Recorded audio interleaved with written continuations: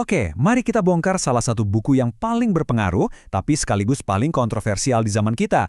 48 Hukum Kekuasaan karya Robert Greene. Ini bukan sekedar buku biasa loh. Anggap aja ini kayak cermin, yang kadang-kadang retak, yang nunjukin sisi paling dasar dari sifat manusia. Keinginan kita buat berkuasa, atau paling nggak buat menghindari dikuasai orang lain. Siap menyelam lebih dalam? Kalimat ini langsung nusuk ya. Inilah inti dari keseluruhan buku ini. Greene itu nggak mandang kekuasaan sebagai sesuatu yang baik atau jahat. Bukan, buat dia, kekuasaan itu ya sebuah realitas, sebuah permainan yang aturan mainnya tuh nggak pernah diajarin di sekolah, tapi dimainin sama semua orang, sadar atau nggak sadar. Nah, biar kita bisa paham hukum-hukumnya, kita harus masuk dulu ke metafora utamanya. Coba deh bayangin dunia modern kita. Kantor, lingkungan pertemanan, bahkan keluarga, itu kayak istana kerajaan zaman dulu.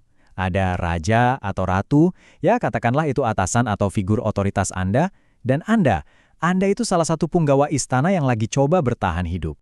Nah, disinilah letak dilemanya. Sebagai punggawa, Anda kan harus melayani si tuan. Tapi kalau Anda terlalu hebat, terlalu menonjol, wah, Anda bisa dianggap ancaman. Di sisi lain, Anda juga harus waspada sama saingan yang mau nyingkirin Anda. Tapi Anda nggak bisa ngelawan terang-terangan. Semuanya harus dimainkan secara halus, secara terselubung. Ini dia nih skill bertahan hidup di istana. Kuncinya cuma satu, tindakan tidak langsung.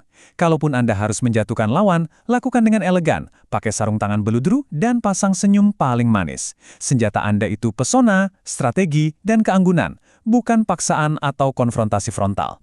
Oke, teori cukup. Sekarang gimana sih prakteknya? Yuk kita ambil contoh paling dasar dari buku ini, hukum yang jadi fondasi buat semua hukum lainnya. Idenya simpel banget. Selalu buat orang-orang di atas Anda merasa nyaman dengan keunggulan mereka. Kalau Anda terlalu pamer bakat, mereka nggak bakal terkesan. Yang ada, Anda malah memancing rasa takut dan rasa insecure mereka. Jadi, buatlah mereka terlihat lebih cemerlang, dan dengan begitu, Anda justru membuka jalan menuju puncak kekuasaan. Nah, slide ini dengan sempurna ngegambarin hukum pertama lewat dua kisah nyata. Di satu sisi, ada Nicolas Fouquet, Menteri Keuangan Raja Louis ke-14. Biar bisa dapat promosi, dia ngadain pesta paling mewah yang pernah ada buat sang raja. Tapi apa yang terjadi?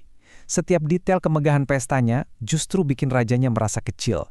Merasa tersaingi, hasilnya besok paginya Fouquet ditangkap dan dipenjara seumur hidup. Sekarang, kita bandingin sama Galileo. Waktu dia nemuin bulan-bulan di planet Jupiter, dia nggak cuma ngumumin gitu aja. Dengan cerdik, dia mendedikasikan penemuannya buat keluarga Medici, pelindungnya.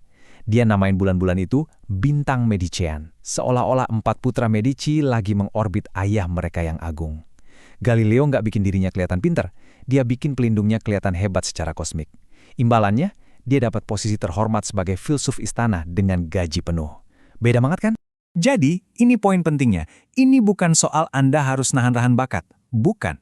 Ini soal memahami kalau dinamika kekuasaan itu seringkali digerakkan oleh emosi, terutama rasa insecure dan ego, bukan cuma soal siapa yang paling jago. Galileo paham betul soal ini, sementara Fouquet, dengan segala kecemerlangannya, gagal total memahaminya. Oke, dari satu strategi spesifik tadi, kita sekarang beralih ke toolkitnya. Senjata mental dan keahlian personal apa aja sih yang menurut buku ini harus kita asah biar bisa main secara efektif? Anggap aja ini fondasi pribadi yang harus kita bangun. 4 pilar ini adalah inti dari penguasaan diri dalam permainan kekuasaan. Pertama, kuasai emosi. Menurut Greene, amarah itu adalah respons yang paling merusak diri sendiri. Kedua, kesabaran. Ini perisai Anda biar nggak gegabah. Ketiga, sembunyikan niat Anda. Bikin lawan Anda selalu bertanya-tanya. Dan yang terakhir, kuasai seni penampilan. Belajar pakai topeng yang tepat di waktu yang tepat itu kunci buat mengontrol persepsi orang lain tentang Anda. Tentu saja. Kita sekarang sampai di pertanyaan paling mendasar soal buku ini. Semua obrolan soal tipu daya, strategi terselubung. Ini tujuannya apa sih? Apa ini beneran jalan yang harus kita ambil? Nah, ini dia kritik yang paling sering kita dengar soal 48 hukum kekuasaan. Banyak yang bilang ini buku panduan amoral, yang ngajarin orang jadi manipulatif cuma buat keuntungan pribadi.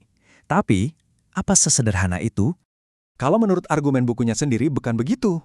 Logikanya gini. Dunia ini emang udah jadi istana yang penuh intrik. Kita nggak bisa milih buat nggak ikut main. Kalau kita nolak, kita cuma bakal jadi pion yang nggak berdaya. Jadi, memahami hukum-hukum ini bukan buat menyerang, tapi buat membela diri. Ini soal kesadaran, soal melek situasi, bukan soal niat jahat. Dan kita tutup bahasan ini dengan kutipan dari Machiavelli yang rasanya kayak jadi ruh dari bukunya Robert Greene. Jadi gimana? Apakah 48 hukum kekuasaan ini panduan berbahaya yang bisa merusak moralitas? Atau jangan-jangan ini cuma cermin jujur yang memantulkan kebenaran yang nggak nyaman tentang sifat manusia? Pada akhirnya, penilaian ada di tangan Anda masing-masing.